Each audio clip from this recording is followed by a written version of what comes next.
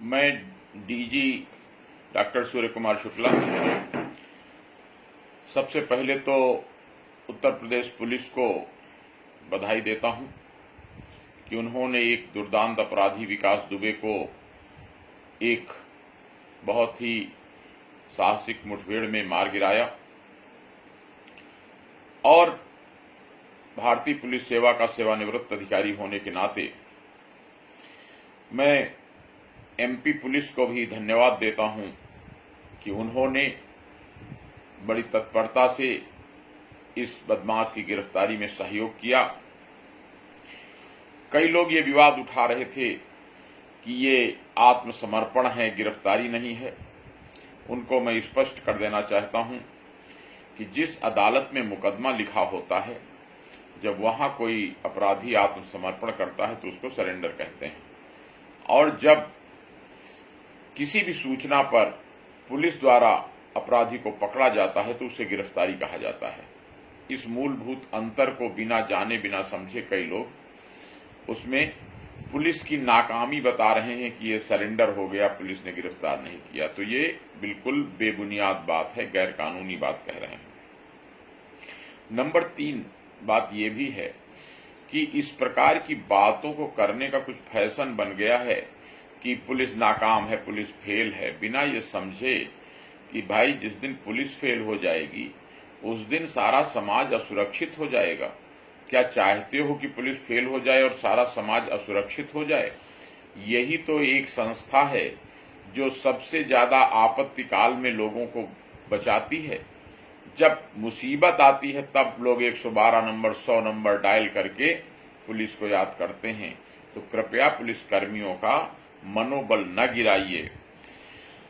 कुछ और लेसन इस घटना से मिले हैं कि एक थाना अध्यक्ष विनय तिवारी ने वो सीओ साहब जो थे देवेंद्र मिश्रा, जिनकी हत्या की गई विकास दुबे और उसके साथियों द्वारा, शायद ये घटना न होती अगर इन दोनों अधिकारियों में कुछ मनभेद, कुछ मतभेद हो गया था तो इनको अलग अलग तैनात कर दिया जाना चाहिए था। और आगे के लिए ये एक शिक्षा है सभी प्रशासनिक और पुलिस अधिकारियों के लिए कि अगर उनके 2 मातहतों में आपस में कोई मतभेद हो तो उनको अलग अलग तैनात कर दो, ताकि ये इस प्रकार की दुर्घटना न हो, दुश्मनी इतनी न बढ़ जाए कि वो एक दूसरे की मुखबिरी करके जान से मारने की साजिश में शामिल हो जाएं।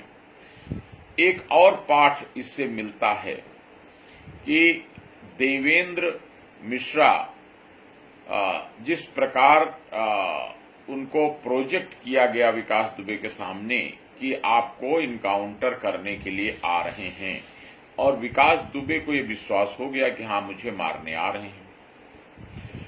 पुलिस सेवा एक सामाजिक सेवा है, सुरक्षा की सेवा है, इसलिए ऐसी स्थिति नहीं आने देनी चाहिए कि किसी अपराधी विशेष और किसी पुलिस अधिकारी या पुलिस कर्मचारी विशेष की इतनी दुश्मनी बढ़ जाए कि वो एक दूसरे को मरने मारने पर आमादा हो जाएं। बुद्धिमानी यही है इस प्रकार की दुर्घटनाएं न हो। इसके लिए अगर किसी पुलिस कर्मचारी या अधिकारी की व्यक्तिगत रंजिश की सीमा तक शत्रुता हो जाए किसी बदमाश से तो उसका स्थान परिवर्तन कर देना चाहिए। यही व्यवस्था के हित में है, यही उस अधिकारी की सुरक्षा के हित में है। एक तीसरा लेसन और है कि कोई भी भविष्य में विनय बंद हो गया, क्या आ गया, खत्म हो गई, जगह भर गई। कि कोई भी भविष्य में विनय तिवारी जैसा थाना अध्यक्ष न हो जाए जो अपने सीओ को मुखबिरी देकर मरवाने के लिए किसी बदमाश से कहने लगे। तो इस पर बहुत निगरानी रखना जरूरी है कि कोई भी, एक तो बात बताई मैंने कि 2 मातहत अगर आपस में विवाद कर रहे हैं तो उनको अलग अलग कर दिया जाए। दूसरी बात कि किसी बदमाश से इतना ज्यादा संबंध न हो जाए तो इसके लिए अभी तक नहीं है पुलिस में एक क्रिमिनल इंटेलिजेंस सिस्टम जरूर बनाया जाना चाहिए। हर जिले में उसकी इकाई होनी चाहिए जो अपराधियों पर निगाह रखे, पता करती रहे कि कौन बदमाश क्या घटना करने वाला है। और एक और चीज, जैसे मिलिट्री पुलिस होती है उस तरह से एक पुलिस पर निगरानी रखने वाली इकाई बनाई जानी चाहिए, क्योंकि बहुत बड़ा संगठन हो गया है। यूपी पुलिस भी लगभग 3 लाख लोग हैं। ऐसे में पुलिस पर निगरानी रखना भी एक बड़ा काम है, ताकि हमारे कोई पुलिस कर्मचारी अपराधियों से मेल जोल न बढ़ा लें। भ्रष्टाचार इसका एक प्रमुख कारण है, घूसखोरी, भ्रष्टाचार। तो इसका वो इकाई उस पर भी नजर रखेगी और साथ ही ये इस प्रकार के जो अपराधियों से मेलजोल की समस्या है इस पे भी नजर रखेगी।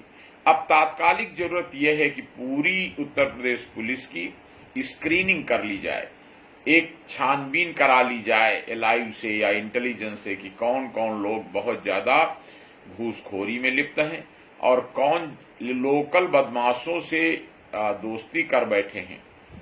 इनको तुरंत परिवर्तित कर दिया जाए और जो बहुत ज्यादा भ्रष्टाचार में लिप्त हैं उनको ऐसी जगहों पर तैनात कर दिया जाए जहां जनता से घूस लेने का चांस कम से कम हो, न हो।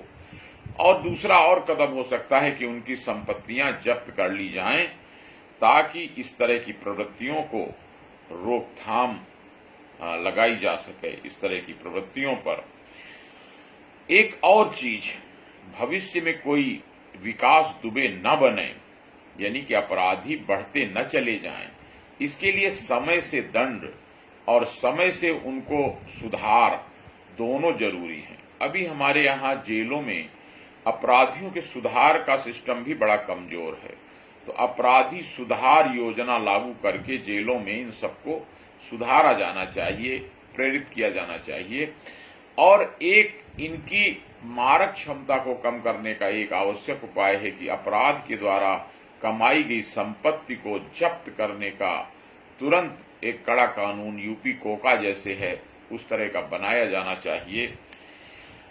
अगली एक बात और कहूंगा कि इस बदमाश पर लगभग 60 मुकदमे थे और हर एक में जमानत हो गई, हर एक में इसको जेल से हम लोग रोक नहीं पाए और तमाम नेक्सस बन गया है लोगों का, तमाम पैसा बना रहे हैं लोग जमानत कराने में, सजा से बचाने में। तो अपना जो कानून है, जो भारतीय दंड विधान है और आपराधिक दंड प्रक्रिया संहिता है, उनमें भी परिवर्तन कर दिया जाए कि अगर कोई हिस्ट्री सीटर बदमाश होगा तो तब तक उसकी जमानत नहीं होगी जब तक उसके मुकदमों का सही निस्तारण न हो जाए। एक और भी कानून में परिवर्तन करने की जरूरत है कि ये लालच के कारण अपराधी नेताओं से संपर्क बनाते हैं कि उनका मुकदमा वापस कर लिया जाए, जिसका प्राविधान क्रिमिनल प्रोसीजर कोड में है। तो उसको भी नियम को बदलने की जरूरत है कि किसी का भी मुकदमा वापस नहीं लिया जाएगा, उसे लड़ना पड़ेगा। और गवाह तोड़ न ले, गवाहों को खरीद न ले, इसी के द्वारा बचते हैं ये अपराधी। तो उसके लिए जैसे ही कोई घटना हो तुरंत उस घटना का विवरण हलफनामे के रूप में गवाहों के बयान दर्ज होने का आदेश कर दिया जाए। पुलिस को भी किया जा सकता है आदेश। और जो 161 सीआरपीसी में जो नियम है कि गवाहों का दस्तखत ना कराओ, उसका बड़ा दुरुपयोग हो रहा है। तो दस्तखत कराया जाना चाहिए गवाहों का और हलफनामे के रूप में कराया जाना चाहिए, ताकि बाद में अगर वो बदल भी जाएं, बिक भी जाएं गवाह, तो भी सबूत रहे कि वास्तव में उसने क्या कहा था घटना के तुरंत बाद। अब एक और बात कहूंगा कि बहुत संख्या में हत्या हो रही हैं, बहुत संख्या में डकैती पड़ती हैं, लूट होती हैं, तो इन पर उतना ही तत्परता से और समयबद्ध रूप से दंड होना चाहिए।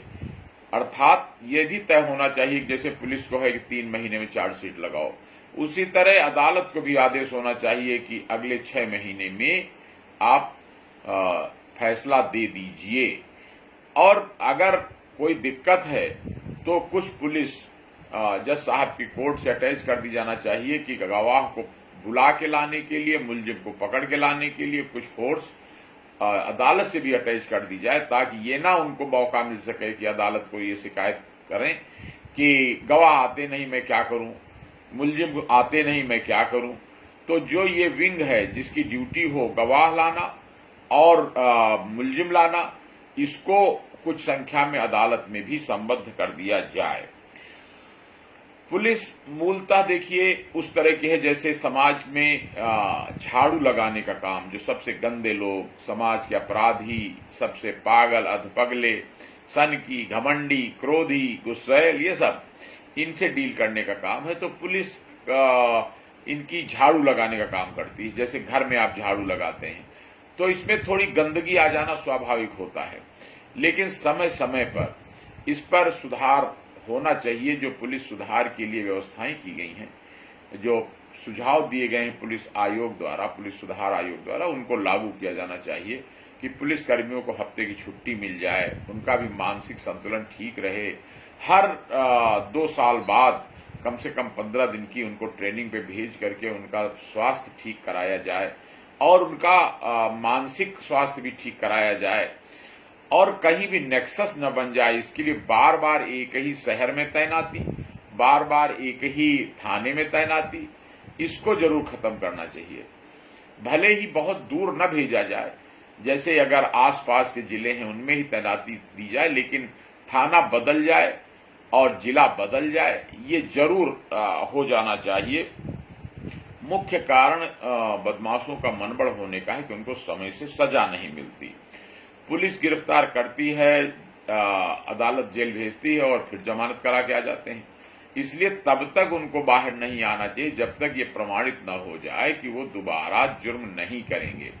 मैं तो यहां तक इस बात का पक्षधर हूं कि जरूरत पड़े तो एक पूरा द्वीप, जैसे वो पहले अंग्रेजों के समय में होता था अंडमान निकोबार द्वीप समूह, कि एक द्वीप ले लिया गया और उस द्वीप में सारे अपराधी खुले रूप में रख दिए गए और वहीं पर उनका ट्रायल हो रहा है, या ट्रायल करके जो सजा याफ्ता है कम से कम उनको वहां भेज दिया गया और वो बाकी समाज को बचा लिया गया उनके अपराधों से।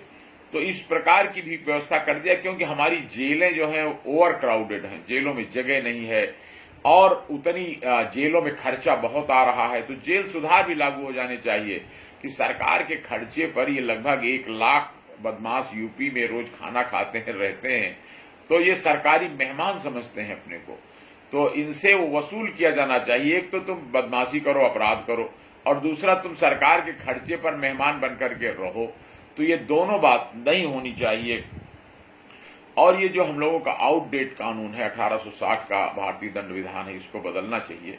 और 1973 की जो क्रिमिनल प्रोसीजर कोड है, जिसमें इस तरह की कई बातें लिखी हुई हैं जो अपराधियों को बचाती हैं, बड़ी जल्दी उनकी जमानत करने को अलाउ कर देती हैं और साथ ही सजा में बहुत बाधक हैं, तो ऐसे प्राविधान हटाए जाने चाहिए जो अपील पर अपील करके बचते हैं। तो हाई कोर्ट की और सुप्रीम कोर्ट की भी कुछ जवाबदेही समाज के लिए फिक्स होनी चाहिए और ये संसद में और विधानसभाओं में कानून बनने चाहिए कि आप अपील आपके पास आई है तो ये नहीं कि आप फाइल को रख करके 10 साल के लिए रखे रहिए। उसमें होना चाहिए कि अगर आपके पास अपील आई है तो 3 महीने में आप अपील तय कर दीजिए। चाहे इसके लिए जजेस बढ़ाने पड़े, चाहे इसके लिए प्रोसीजर बदलना पड़े, लेकिन ये काम करना ही पड़ेगा, करना ही चाहिए। तभी ये अपराध नियंत्रण की समस्या होगी, क्योंकि इनकाउंटर कोई परमानेंट समाधान नहीं है। और धीरे धीरे लोग ये भी महसूस कर रहे हैं, शिकायत करते हैं कि फर्जी इनकाउंटर है। तो पुलिस के तमाम जवान, तमाम अधिकारी फर्जी इनकाउंटर की शिकायत पर जेलों में बंद हैं। तो ये स्थिति भी अच्छी नहीं है। अच्छी बात यही है कि कानून से हम अपने अपराधियों को कंट्रोल करें। कानून भले कड़ा कर लें, बहुत से देशों में जहां ऐसी स्थिति सऊदी अरेबिया वगैरह में है कि मर्डर करने पर सीधा चौराहे पर खड़े होकर के मार दिया जाता है, तो बड़े कड़ा कानून हो और देश की को अराजकता से बचाने के लिए और माहौल को दुरुस्त करने के लिए ये सुधार बहुत जरूरी है। नहीं सोचिए कि जिस प्रदेश में विकास दुबे जैसे हत्यारे ऐसी घटनाएं करेंगे, वहां फैक्ट्री लगाने, इन्वेस्टमेंट करने कौन आएगा। ये निश्चित रूप से पुलिस को धोखा हुआ, वो समझ नहीं पाए कि ये राजनैतिक हो चुका है विकास दुबे का परिवार की जिला परिषद के सदस्य और फिर अध्यक्ष उसकी पत्नी बन गई, ये लोग पुलिस पर घात लगा के डाकुओं की तरह हमला करेंगे, ये इस मानसिकता को जाहिर करता है और इसी कारण पुलिस धोखा खा गई। तो इनके हर जिले में इनका चिन्हांकन करके ऐसे अपराधियों को बिना नया कोई जुर्म किए पुराने मामलों में ही जमानत कैंसिल करा करके जेल में रखा जाना चाहिए। और ऐसों को पालने का भी बहुत तुक नहीं, जैसे सब लोग नाम लेते हैं कि वो मुख्तार अंसारी, अतीक अहमद, ये लोग जेल में हैं और तमाम अपराध कर चुके हैं। तो ऐसे लोगों को जल्दी से जल्दी उनके लॉजिकल कंक्लूजन जो होता है सजा का, उस तक पहुंचाया जाना चाहिए ताकि ये इस प्रकार की आपराधिक घटनाओं पर नियंत्रण लग सके। धन्यवाद। जय हिंद।